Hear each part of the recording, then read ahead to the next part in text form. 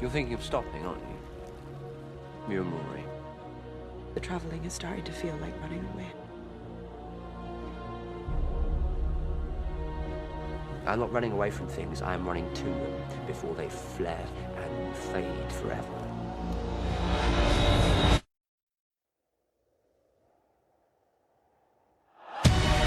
Today, I honour the victims first. His, the Masters, the Daleks, all the people who died because of my mercy. See, this is what happens when you travel alone for too long. I've recommended we treat this as a hostile incursion. So, how much trouble are we in? Out of 10? 11. We can end this right now. We could save everyone right now. This is not how we roll, and you know it. You've just witnessed your own future. Our best hope now is each other.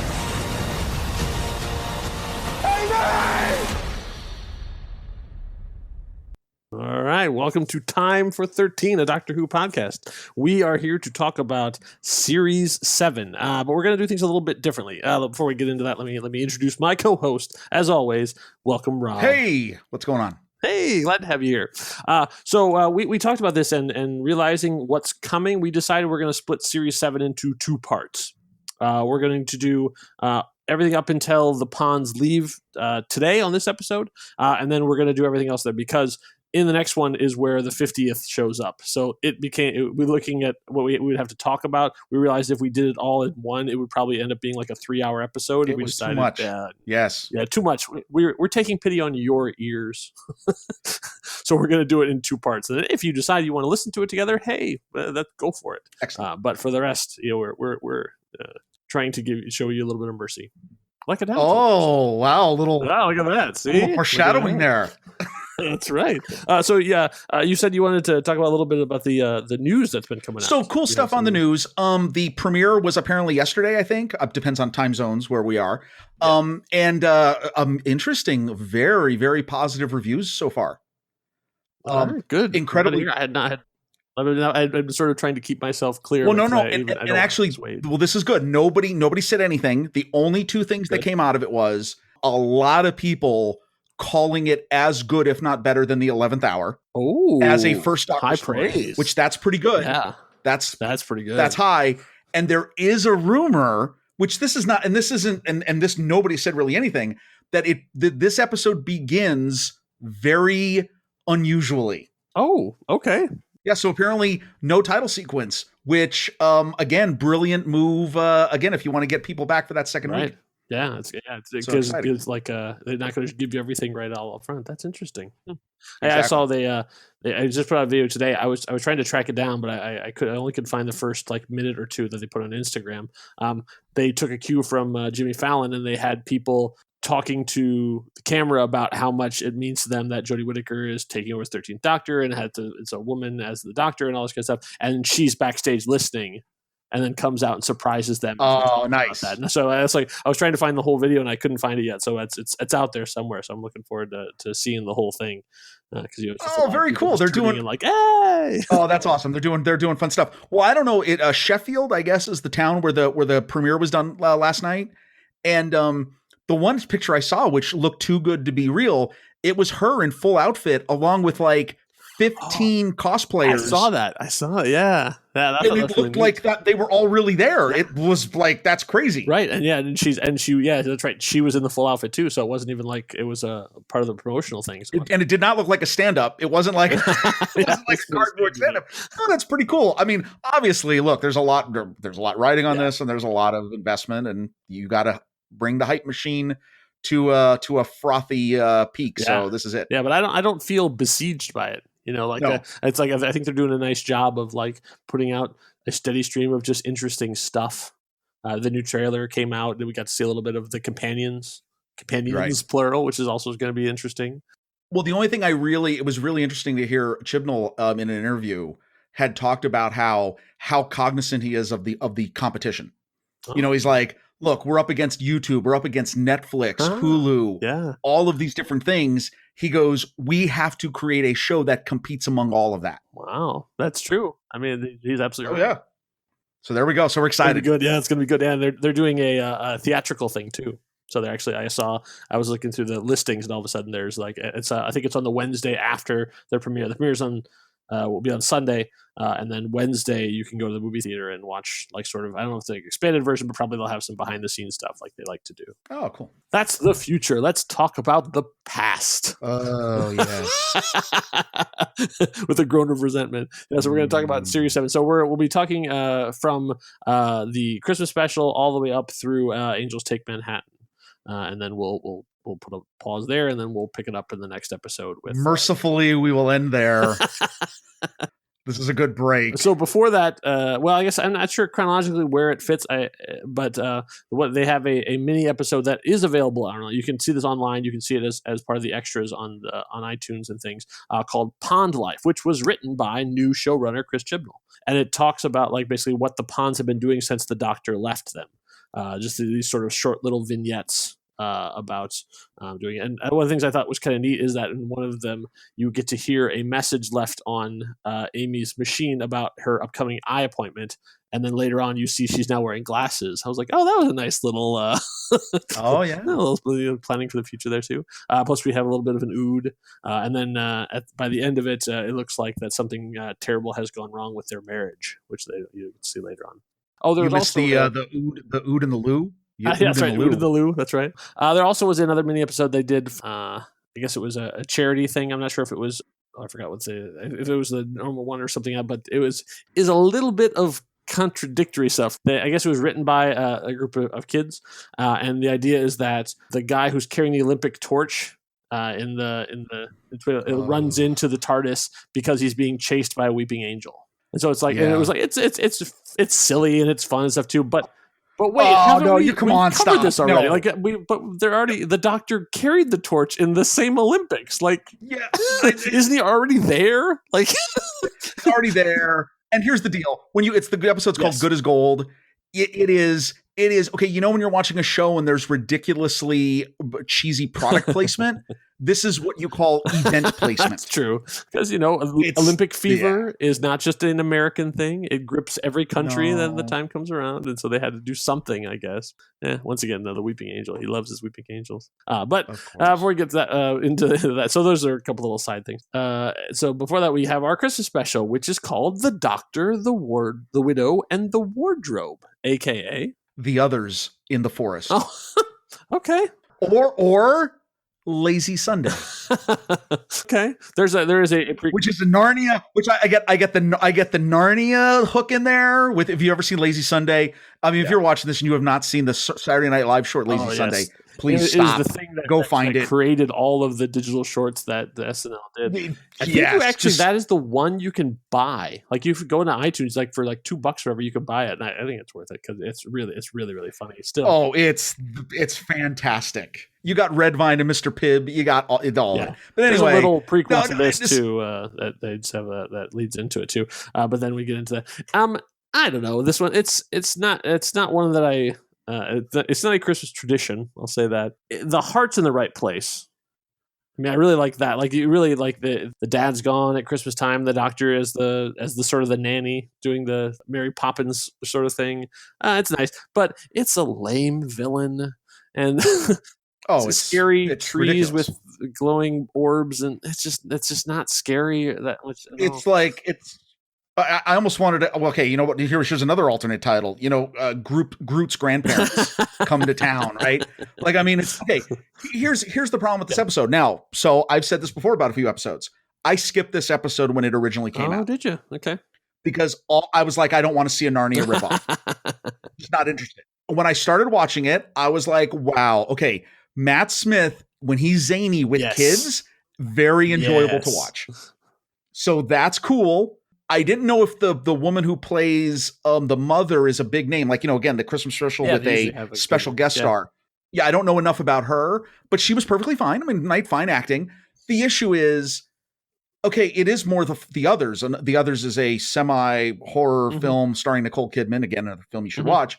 it's really more that than it is Chronicles of Narnia. The only thing about Chronicles of Narnia it has in this is the wardrobe, and you walk through it. That's it. Yeah, I know. For the title, it sort of gets you thinking one way, and it really isn't. I mean, it is really something else. And I kind of had a laugh. I kind of thought about this for a Christmas special. It's one of the first Christmas specials where the three kings show up because the three people who are part of the company that's getting ready to tear down the trees, they had a very Magi sort of like feel to them, which I thought was funny. Yeah, I didn't think about that, but that's true. But here's the thing. This whole entire episode, when you watch it feels really short, and it is simply an emotional build-up to the last 5 minutes.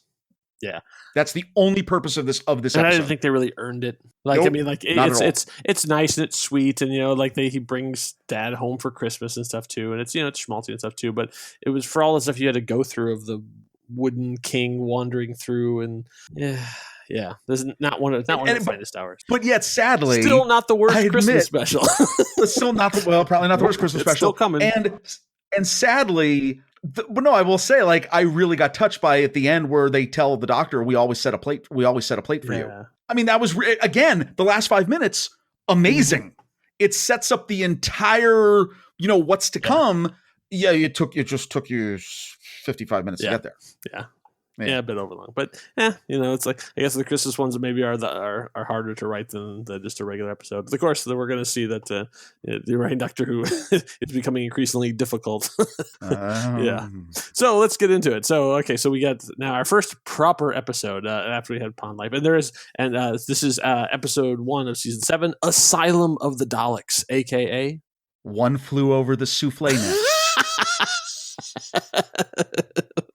That's good. I mean, really. That. I mean, you could like that. Yeah, I mean, you can't. Yeah, you can't not have a One Flew Over the Cuckoo's Nest reference on this one.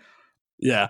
Okay. So there is a prequel to this, and the prequel is legitimately great. Like, it's almost is a crime that is not part of the episode, because there's so much good stuff in there about the Doctor, and he gets visited by someone, like there's a psychic link, and this person is telling him where he needs to go, and he's intrigued and yet offended that he's being mind manipulated, and it's all really well shot and stuff too. And then you get into the Asylum of the Daleks, and of course there's all the Daleks you could possibly want. Like, pretty much every model of Dalek is there in the big Parliament of Daleks, which is another great turn of phrase. And then we have Amy and Roy are fighting, and the Doctor's trying to save the Daleks, whatever, and do that. But really, what it comes down, and for a Dalek episode, is a really solid episode. They've had some really clunkers when the Daleks are involved. This is a really solid Dalek episode for adding stuff. But the big deal about this episode is the fact they kept the secret. Yes, because by this point, we fans knew that the Ponds were leaving. We knew that both of them were going, and there was a new companion coming, and they actually had announced it's like this actress, like, it's Jenna, like, here she is, and she's gonna be the new companion coming on. We're like, oh, okay, great. And then she freaking shows up in the first episode, and nobody knew that they actually managed to keep this a secret. And so we all turned on the episode and went, wait, but that's her. That's the new companion. They're like, is that happening now? Are they getting rid of the Ponds now? Like, and then she dies. What's crazy is, okay, remember watching this for the first time. Yeah, you're literally blown away. What I still cannot get over is, how did they keep that a secret? I don't know. I even reading online, they were like, they managed to, like, get all the press to be cool. All the BBC press to be like, guys, seriously. Well, the people who went to the preview. Yeah. Everyone didn't say anything. That's amazing. And it really, right. From that point on, like, that's like, basically, saying to the press, just for a week, just keep it secret for a week. And obviously that is happening right now. Like, there's a press out there who knows stuff that they need to keep actually for more than a week till it shows up. But yeah, then I can see production wise that her stuff is all shot separately. So, if they had a small crew and they shot her away from everything else, and then only the editors and stuff would really see her actual stuff. Well, no, that's probably how they do. Well, it's like nobody knows Darth Vader's voice until the movie plays. That's right. Yeah, because there was actually David Prowse was actually talking. He's talking to who? Yeah, I mean, he's basically just talking to a voice in a really British accent. Tear the ship apart until you found those plans. Exactly. If you get there's some rare footage out there. I know we're diverging, but for Star Wars fans, if you can find some footage of actually what he sounded like, it was pretty interesting to hear what Carrie Fisher was reacting to. It's not what you're used to. Yeah, but yeah, I think obviously, like I said, the Daleks tend to be a little bit, but this is, I think, a good spin on them. Like him wandering around, Rory wandering around under there, and eggs. That was really that was a nice little bit they did, and all the different delusions they're having, and the humans being slowly turned into Daleks. Yeah, I thought there's some really cool, fun, creepy stuff going on in this episode, and also the Doctor trying to get Amy and Rory back together while he's trying to save the world. Okay, so here's what I'm going to say. Okay, I disagree. Oh, do you? Okay. No, here's why. Being super dramatic. Okay, so I have a problem with this whole season, the whole first part of Series 7. Okay. Number one. Yeah. So little programming note, Mm-hmm. Production note, I should say. So they've tweaked the credits. They tweaked the title sequence. Mm-hmm. They tweaked the music. It's darker. It's gloomier. They did a weird thing, and part of this is if you go back and read up about what happened. Basically, Moffat thought he got such negative feedback about the big, expansive story arcs of the previous series. And specifically, the people who were upset with the Let's Kill Hitler episode, specifically the title. He went and told the writers before this season that, and this is based on reports, that we are going to move towards a singular episode story arc that he wanted to be cinematic. Okay. And if you remember these episodes, when this season premiered, every single episode, they literally made like a movie poster for each episode. Yes. And they changed the title sequence for each episode as well. The logo appears. Now, here's the problem I have. One, I like the title sequence the way it was. Yeah. I like the title sequence. I'm fine with, and we'll talk about this as we get to Capaldi. I'm fine with the occasional change of it to kind of for the holidays or something else. But I really think the title sequence should stay the same for a particular Doctor. Okay. That is just an old thing I used to have. Now, I just don't like the way it looks because it looks like it's done with MS Paint. It's not very well done. I don't like the new take on it. I don't know why they messed around with it. I don't even like the music. But I will tell you this: the non-starter for me on this episode was they broke up. And now she's a model, and she's not just a model; she's a bitchy model. And he's like it, and even the resolution of you find out like, oh, it's because I can't have kids anymore. Well, yeah, because of what they did to you. Come on, no. Yeah, especially doing that kind of stuff off screen is always I know, especially after the last two series, right? And you don't do that to Amy and Rory. And fought through for each other, and stood by each other. I waited 2,000 years. Yeah. Come on, some slack. Yeah. Anyway, let's talk about this. Let's talk about this Dalek Parliament. The Daleks vote on things. They don't vote on anything. No, it's team building. Every vote ends with exterminate. Well, sure. It's like who votes for exterminate? No, seriously, like obviously they can't do trust falls, but they could do some light improv, some role playing stuff. Like, okay, you see the Doctor, what do? Exterminate. Excellent. Next. The only thing that I loved was when he says, "I'm going to fix you," and then there's the moment where they're having the conversation, and she. I will say this. I remember it the first time I watched it. I loved it again seeing it. She goes, fixing our relationship is not like you tying your bow tie. And the scene where they're actually having the conversation, they actually are repairing their relationship, and it cuts to the scene of him walking past the camera and adjusting his bow tie. And I smile every time at that scene. Yeah. And the rest of it, I don't care.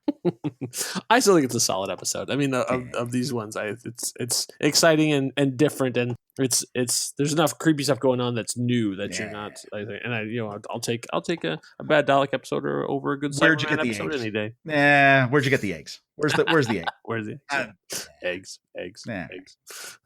All right, so let's move on then to one of the silliest episodes they've ever done, especially for him. Episode 2, Dinosaurs on a Spaceship, a.k.a. Dinosaurs on a Spaceship. I mean, dude, that is the alternate title. or let me fix it. The League of Extraordinary Dinosaurs on a Spaceship. Oh, okay. All right. Yeah, that's true. It is assembling people from history and putting them together. There we go. I can't improve on that. That's already perfect. This is a Chris Chibnall script as well. We have the Silurians back. I like some of this. I like the blender aspect of it. I like just the sheer audaciousness of Silurians, dinosaurs, spaceship. You have Cleopatra. You have all of this stuff just all thrown together, and Doctor has to figure this out. And of course, we have another Harry Potter cameo. We see David Bradley show up, and who eventually will go on to play a very important role in Doctor Who lore. Don't you think this is a great preview of Chris Chibnall as the showrunner? Maybe. I mean, like really? I say, okay, because I say it's not. I wouldn't say it's not the best constructed episode. Like doesn't have like that. The Rusty Davies thing of like a very tight story, or the Moffat thing of like it's all weird and then it makes sense when you look at it from a timey-wimey perspective. That's what I mean. Like I get the feeling, even from what you've seen of the trailers of the new show and the art they've produced, he is fully on things that you don't like. You hear that dinosaurs on a spaceship. How do those two things go together? Right. And sure enough, you're going to find out. Yeah. I mean, and I think that that's kind of cool. And plus, the big emphasis on relationships, especially with Brian, Rory's dad, and the humor. Yeah. I forgot about that. For Rory's dad, I didn't mention that too. Yeah, he's a fun character in there too. No, the humor is excellent. I thought the effects were, in some spots not great, but in some other spots surprisingly good. Well, a lot of that is because at the time they had a dinosaur show on the air that was called Primeval. So the BBC had a show that they basically just like, hey, we've got these assets already in the computer. So they didn't really have to make a whole lot of stuff. They just like basically copy, paste, email. Interesting. So they used a lot of the stuff from them. Like, we already got it. Why not? Huh. Because that's BBC, it is always out to save a buck. So it is. So I mean, this is a fun episode. That's absolutely ridiculous. Oh yes. And you could say a lot of things. I mean, the whole little the sidekick robots that are there for a lot of comic relief that are very funny. Yeah. David Bradley's character, but I'll tell you this: the overall thing is, although it's funny and although it's absurd, it's a really dark episode in disguise with an exceptionally dark ending. Yes, very true. And I think that surprised me. Like, wow, he once again, the Doctor pulls he kills the dude basically. Yeah, that's true. So yeah, I thought that was interesting. Does he allow them to die? Or does he actually, Oh no, he basically he sets it up where this is what's going to happen to you. Done. Yeah. And also Queen Nefertiti. Is a very amusing part of this episode. And I wonder what happens to the John Riddle. What's John Riddle? Is the big game hunter guy? Yeah. I mean, there's an interesting allusion at the end of the episode. It's true. I know. It's like I like when they do this kind of stuff. I like coming in late into the story, like that there already has been stuff happening. Okay. It's like they don't make a big deal of how did Cleopatra come along the way. It's just like, oh yeah, and also Cleopatra's here. Yeah, this is okay. Very very interesting. But but again, dark stuff. I mean, the whole Silurian arc. Yeah. Well, Silurians are dark by nature. I mean, pretty much every time they showed up, except when they're solving crimes in 19th century London. Yeah, that's true. So I mean, I because of a lot of the high points, this is a better episode than it deserves to be on paper. Very true. This sounds like a comic book, like that. Like they're gonna do a comic of that. The fact they actually did this in live action is sort of like, well, okay, they've reached a point where they can be like, and we're also doing dinosaurs on a spaceship, and they go, yeah, okay. Green light. Go find your dinosaurs. And Rory's dad. Rory's dad is adorable. Yeah, Rory's dad's adorable. Yeah. All right. So then moving on to episode 3, A Town Called Mercy, aka The Quick and the RoboCop. So here's the deal. The Quick and the Dead is a movie from the 90s that if you haven't seen, you should see. Here's why. It's got Leonardo DiCaprio, Sharon Stone, Russell Crowe, Gene Hackman, and Gary Sinise in it. Yep. If that hasn't piqued your interest, go see it. Go get it somehow. It's ridiculous. It's ridiculous. But it's one of my all-time favorite westerns, just because it is so insane. Yeah, it's because it's nuts. That's kind of how this. Yeah, this stuff I don't understand. This episode. Go on and on about that movie, but I won't. But yeah, it's Town of Mercy. It's a very weird prequel. They have a prequel, but it's kind of a sequel. But it's called The Making of the Gunslinger, which makes you think that it's a making of the episode, but it's not. It's sort of like almost a promotional video for the company that made the cyborg that's in the episode. Very odd. It's sort of like almost like a Cyberdyne commercial. Oh, interesting. Okay. I knew it existed, but I hadn't watched it. And then when I get ready for this, I watched it and went, oh, this is not at all what I expected it to be. I really thought it was going to be like them walking around in their Spurs talking about, it was great to be in a Western. I loved it. So interesting. So, it's done well. It's just so weird. The story just seems odd. And then you get where it's going. Mm-hmm. But I'll tell you this, I just marvel at the set and the prop people. Yeah. And in fact, they shot this all in Spain. Okay, that's even more amazing then. Yeah. Like, apparently they have a whole Western town built in Spain that they can go and shoot stuff in. It literally looks like they were in Arizona. Like that's incredibly well done. Like, okay, great.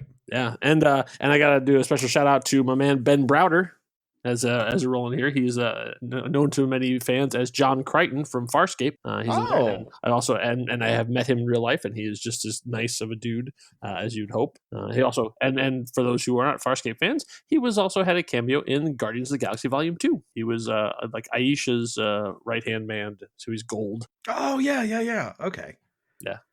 He's a cool dude. Yeah, it's a fun episode. The Doctor in a Western, he gets put on his Stetson again and doesn't have River shoot it off his head. We sort of bring back the Doctor's guilt and the Time War and all that stuff now that we had before, because that'll be important. When we get to the 50th, that's a major part of it. So that we haven't talked about the Time War in a while in the episodes, right? So that's they're sort of bringing that back around again too. But the Doctor in a Western, and it's a lot of fun. It's fun. It's pretty slight.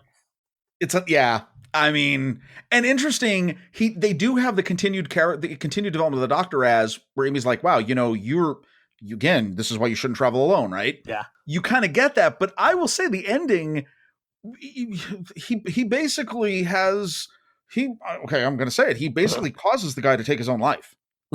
Yeah. He kills him again, kind of a dark ending. It's again, the Doctor's sort of like going down an interesting path, and we're getting up to a major transition in his life. Exactly.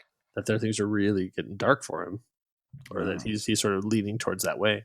But Talking Pursuit. It's I would say it's not the most memorable episode, but it's pretty solid.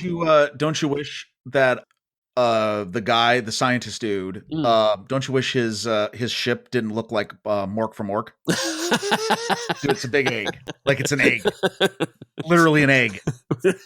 It's like they spent a lot of time designing the cyborg soldier, with all his weapons stuff too. And they had to make a Wild West town. They're like, what do you got for the ship? Egg. There you go. I got this egg.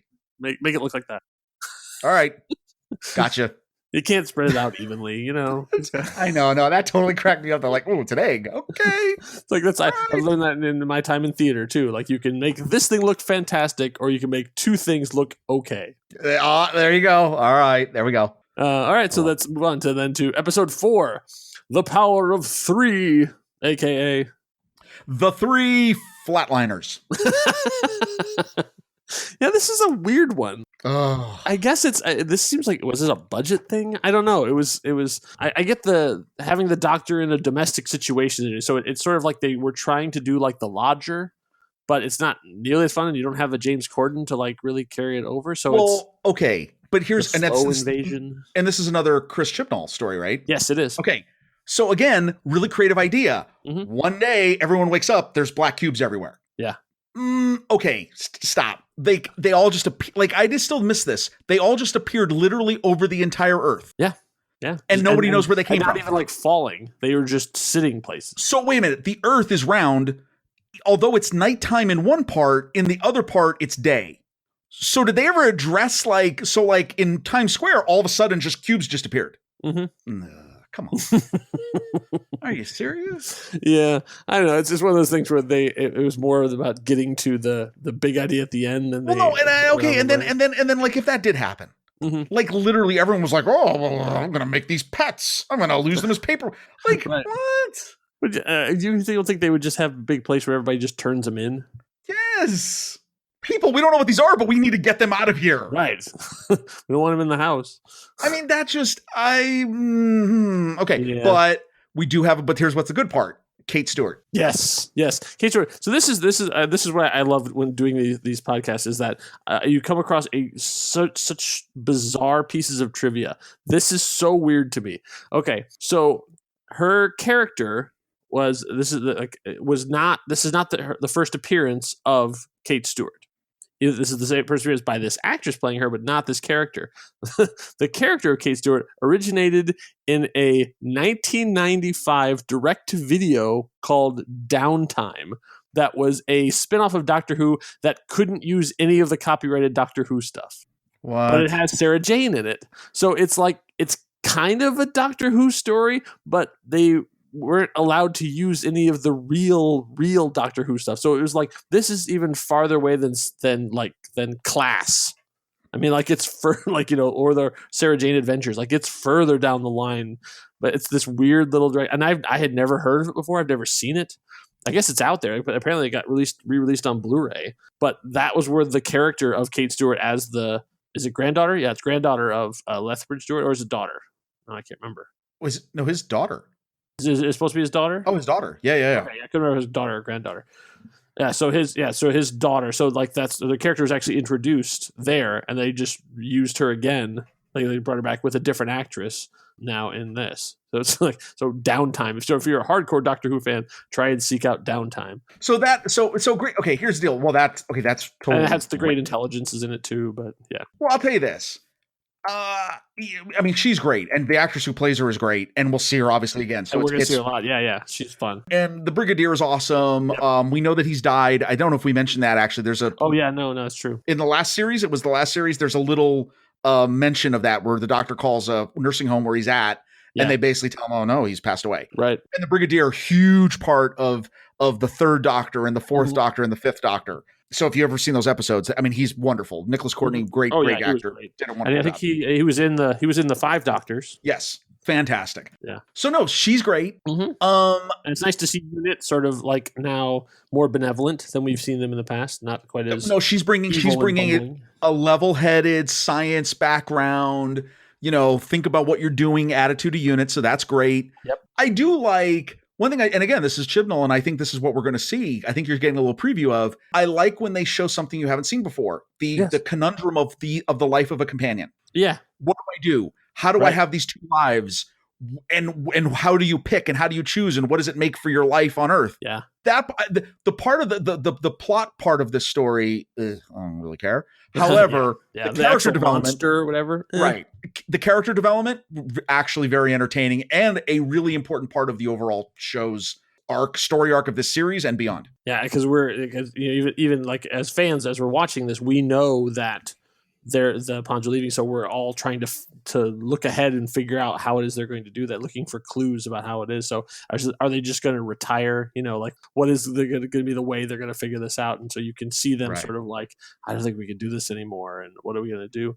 And then of course then the challenge will be like, how do you get rid of possibly the most popular of companions? Like I don't know. I don't know how you'd rank that, especially, but I would say that they're easily in the top 3. Oh, absolutely. I will just have the Pons together as one, as opposed to like separating them out or whatever. But I would say probably, I don't know. I guess, do you think Rose is still like the most popular companion? But if you took a poll of online audiences, they would think that would not be my first pick. But no, not my first pick either. But I think that would be. I think that would probably be the one that most people would go for of the rebooted series. Yeah, the 2005. Yeah, I mean, obviously it's Sarah Jane. If you do like on the grand scheme of things, it has to be Sarah Jane. Obviously, River Song. Okay, I think she's not a proper companian. Except I believe you can't actually qualify her as right if she. I love Clara. Okay, sorry. No, we're not talking about Clara. Okay. Clara's we're going to be talking about Clara for like the next 4 hours. I know. Sorry about that. Yes. So no, obviously, it sets up the ghost of her is in this because we saw her die in this one. And how is that going to come back? So that's true. She'll have plenty of time. All right. No, this sets up. I think this is as weird as the episode is. It does a good job of setting up what is obviously a swan song episode. And this almost like feels like a Love and Monsters kind of thing because it's very simple. Right. You can tell there's a lot of stuff going on, which is great, but it's it's not like the big alien invasion traveling to another country kind of stuff that we're about to see. As we move into episode 5, The Angels Take Manhattan, aka Ghostbusters 2.1. It's the Statue of Liberty. Run. Or or the Untouchables. Oh, I like that. Right? That's good. Yeah. There we go. If ever there was an episode that needed to be a two-parter, it's this. Oh, there's completely. so much going on in this episode. Oh my god, it is packed full. But also on the other side of the coin, this shows you how much you can do in one episode. Stop making unnecessary two-parters. Look what you can do in one episode, same length of time. That's true. Now, I will tell you, though, when I first saw it... there is quite the litmus test you have to pass very early on in this episode of like... Well, because... It's probably the most ridiculous thing Doctor Who has done since the reboot. The Statue of Liberty moment... The Statue of Liberty is a weeping angel. It's insane. Like, right then, it's just like... I think you probably had a good, like, 10% of fans went... Dude, I literally... The first time I saw this, that's where that happens, I was like, off.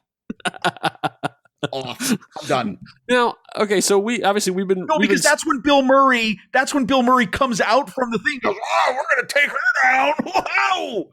Love is lifting me higher. Like, no.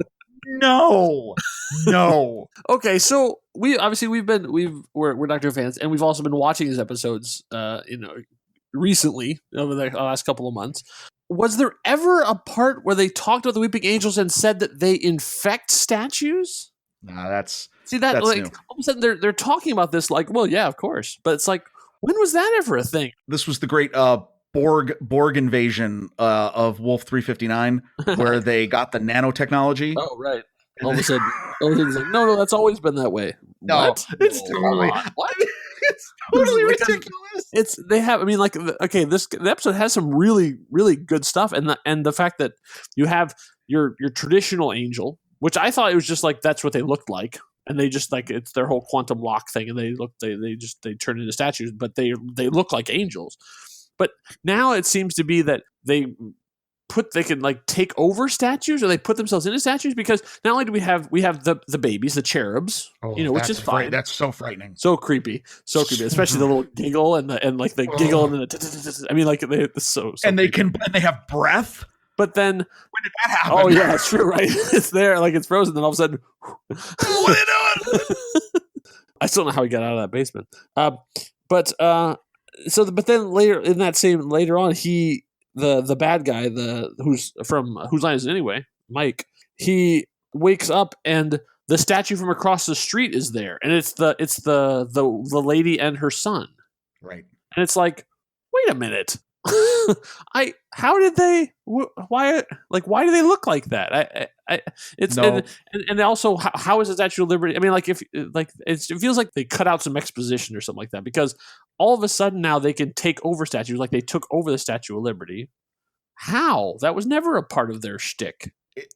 This is why I do not miss the Angels when they announce that Weeping Angels are not coming back. It's like, they're done. They're done. Right, no, this is right. I mean, this is it. No, I mean, obviously, it's a weird. I mean, it's Moffat. I mean, this is Moffat. This is the most Moffat-y you can get, pure right? Uncut Colombian Moffat right here. Just deal with it. Like that's what he would say. Just deal with it. Yeah. Like, hey, that's not why are there little cherub, evil demon cherubs? Don't worry about it. It's scary and it's frightening. That's right. Yeah, like once you get past that, if you can get past that, this is a very it's a heartbreaking, serious, some episode great River Song stuff.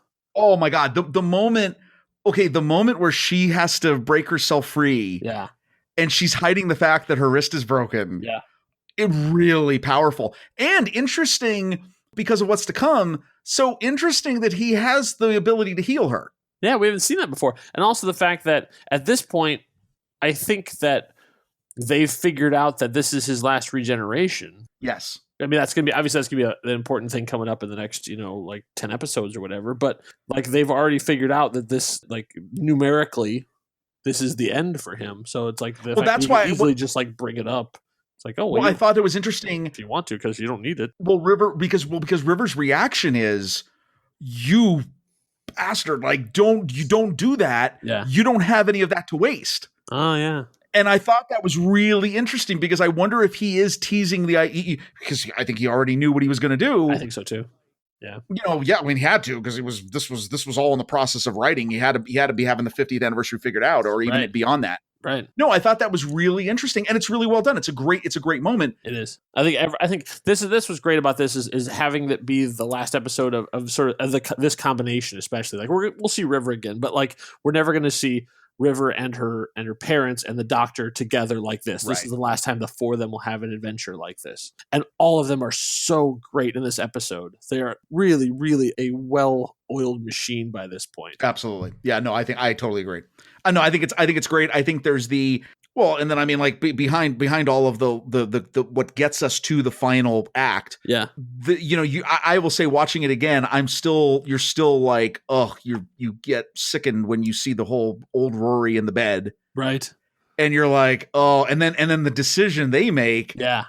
He's going to, like, you have to push me off. I can't do it myself. And then she's like, well, no, we're going to do this together because we do everything together. So if we're not coming back, and the two of them up there and the doctor trying to stop him, and it's so good. And then you think you're safe. Yeah, that's awesome. They come back and you're like, oh, wait a minute, isn't this their last episode? How are they gonna are they gonna retire? Because so this is the thing. Moffat had a nearly impossible task because they were so popular and so beloved that how do you do this without doing what they did to Donna? Russell T Davies, right? Or having like alternate universe with Rose. I mean, like, how do you get these companions who like have been so, their lives are so wrapped up in the Doctors? Like with Amelia Pond, being right from when she was a kid. She would never see him again, never just like retire. How do you get them out of that? It's like, oh, you bring it back to the Angels and like have it a time lock essentially that. It's set up that he can never see them again, right. But they don't die, so they have a happy ending. We just don't get to see it. We're just sad, but that they're gone, and so is the Doctor. But they actually did get to live a quiet, normal life. And where is so the theory is that they're in so they're not in a parallel universe. They're in another place, but then there's their tombstone, so they. We're together. I don't. Yes. So I think the idea is that I don't know exactly when. There probably is a date that comes out there, but the idea is that the Angels sent them back into like probably the 30s. Oh, got it. And then they lived out until that point, or probably not that far because they died when they were 80. So the Angels sent them back 50 years. I guess so. What would that be? So it was 2015. This episode was in. So. 40 years back from that, so the 60s. Oh, gotcha. Okay. So and they just lived out their life until then. Oh my God, it's like that. What was the movie with the aircraft carrier that goes back in time? Oh yeah, Philadelphia Experiment. Is that the one where and then they basically the two people stay and then they show up when they return, and isn't it Martin Sheen's in it? Yeah. Oh, can you imagine that? That would have been cool. Yeah. Right. I found a picture of the gravestone. It doesn't actually have the numbers on it. It just says like how old they were. Oh, gotcha. So they were. So obviously, I mean, incredibly powerfully done. You feel, I love the portrayal of River's song where she's basically like, yeah, go do it. And she's sad. I mean, Alex Kingston just awesome in that final scene. So is Karen Gillan. I mean, it's fantastic. I totally love these characters, and it's great. Matt Smith does again, I think he does a great job always of showing complete and total sorrow and angst as the Doctor. Yeah. It's a very guttural ending that is not, they didn't die and they're together. And I mean, like, I think you're totally right. I think this is the best that Moffat could have done. Yeah. Without copying something directly from the past. Yeah, it really is a great ending for the two of them because they do actually get to sort of walk off into the sunset. Like they get to have they get to be together and away and safe. Well, and kind of nice too the way she somehow writes the dedication in afterward. The book. Yeah. Yeah. Have you read about the little mini-sode PS? Yeah, that's right. So there was, I guess, a scene they were going to shoot where Rory sends a letter to his dad, right? Yes. And so I guess, scheduling wise or budget wise, they couldn't do it. That he sent a letter to basically say, I'm never coming home. but it's okay. Like everything's fine. Thank you for everything, and we live a happy life and all that stuff too. And they never got to shoot it, but they made it sort of an animatic of it. Storyboards, right? Storyboards, and they put it's called PS. But wouldn't that have been? I'm glad they didn't make it. That's too heartbreaking. Yeah, I don't want to. Yeah, sort of like we're already in our grief. And I say I watched it again, and I was still bawling by the end. It's like when it's very. I was like, oh. It's very powerful. I think it's a very good ending for the characters. I wish the episodes leading up to it weren't so, but that's okay. And again, Statue of Liberty. See, and I guess I'm trying to see. I'm still looking up the timeline to see if somebody has done the work and see. They say she got interviewed for her book that she wrote in 1969, but it doesn't actually say what the actual date was. So I'm sure somebody's figured it out. I leave that to the fans to go dig around to figure out exactly where it was. But yeah, I mean, I think it's a really great episode, and as opposed to Power 3, which I think is pretty sparse. This is definitely like multiple episodes of things all packed in too. Right, absolutely right. Yeah, and so we say goodbye to the Ponds. So we say goodbye to the Ponds, but I am definitely ready for a change. yeah. I think they had gotten to the. I mean, they were ready to step away, but I think they had kind of done all the variations of things they can do. I mean, how many times can you have one gone from the other? Like, how many times is Amy taken away from Rory or Rory taken away from Amy and have to bring him back? And yeah, it's better just to let them go on their way. Well, it'll all be good. I'm looking forward to Clara. As long as they don't mess with the show titles sequence again, everything will be fine. And I forgot to mention, they actually did get to shoot in New York too. So I mean, that was the big thing too, is like actually get to run around Central Park and stuff. Oh, did they? I didn't know that. Really? Yeah. It really is. They really actually went to New York and shot a bunch of stuff too. And I believe they actually did a bunch of promotional stuff while they were there too. So they did very cool appearances and things. I think this is like I think this is where there's a big appearance on the Nerdist. They did like a long interview thing that I think while they were filming this and stuff too. Yeah, so we're saying goodbye to the Ponds. So how do you feel about the Ponds as companions, like in there now? We've seen their beginning, middle, and end. No, I think I really enjoy them tremendously. They are in my top 3 of all time. And I think it's just an awesome story. I wish their story arc did not take the turn it did at the beginning of Series 7. Oh, okay. I don't care. It's just the fake breakup kind of thing. The breakup is ridiculous, and the whole that fix so fast. No, I really have a problem with the way this series began, and I think it made me less objective because I really think they're great. And kudos again to both the actor and actress who are playing them, because I think, as always, the show is lifted up by the quality of acting. Yes. And they're outstanding. And you have no better proof of that than to see what both of them have done with their subsequent careers. Yeah, absolutely. Yeah. Every time they show up in something, they're good. Great. They're really good. Yeah. I mean, obviously Karen went on for this to go into the Marvel universe, and is one of the best parts. Like I know she was a great actress from this, but like seeing her as Nebula, like so far from Amy, like so she's well, no, and I'll tell you what, she's outstanding. I know the show didn't get a lot of traction, but the American show Selfie that she did with John Cho, it's a fantastic show. Arthur Darvill, fantastic in the DC show he's in. Oh yeah, that's right. League of Legends of Tomorrow. Legends of Tomorrow, and he's been in like Broadchurch, and he's been, I think, in a few other things. So yeah. I always like it when genre people still do genre stuff too. Like it always annoys me when you get famous or something, and then like from then on you're just like, now I'm just a troubled detective. It's like, well, but you were a space captain shooting aliens, and now you're just like some guy solving a murder. Like, but but so I like the people that drift back and forth. Like like David Tennant's a great example, because like he does Broadchurch. Not my cup of tea, but people really like it. And then he does Scrooge McDuck. And it's like, thank you. Like that's what I like. Just, for variety, for the swing. And Eccleston's the same way. Eccleston did Heroes, and then he did Leftovers. I mean, like he's always doing something interesting. Well, then he did do G.I. Joe, but we won't talk about that. Well, yeah. Hey, Bill's got to get paid, man. Those checks got to get cashed, man. Yeah. Come on. No, let's be honest. Nobody walked out of the G.I. Joe movies like with their heads held high, except maybe The Rock. Yeah. Everybody's just like, hey, man, I got to pay my mortgage. Dude, I got bills. I got to pay these bills. All right. Well, no, good stuff. I'm still torn about the. I loved where the show was, the previous 2 series. Mm-hmm. I'm not still big on the changes, the tonal stuff. I don't know. This was an interesting transition for me. Certainly my least favorite series of Matt Smith. Oh, okay. Series 6 entirely, or just the first half here? I mean, Series 7. Oh, no, just the first half. It does get better, and then it gets really good. And then it doesn't. Yeah. So there we go. All right. So that was Series 7 Part 1. So we'll when we come back, we'll be discussing. We're starting with the Snowman, and then we'll go all the way up into the 50th anniversary special, and then into saying goodbye to Matt Smith. It feels like we just got to know him, and then we're already going to be having to say goodbye.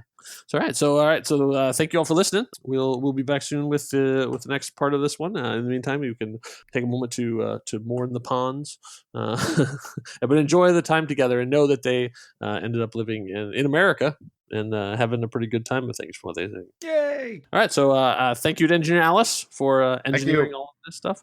All the professionalism comes from her. All the mistakes are our own. Thank you, Rob, always for coming along and doing this, and for your alternate titles. And we will see you next time.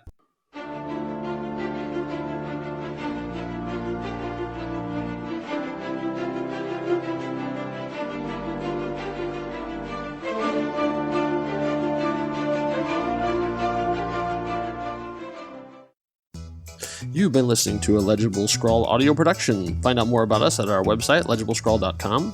You can follow us on Twitter at Legible Scroll, or find us on Facebook. The music you're listening to is Zazzy by Kevin MacLeod. You can find out more about him at incompetech.com. And as always, you're welcome.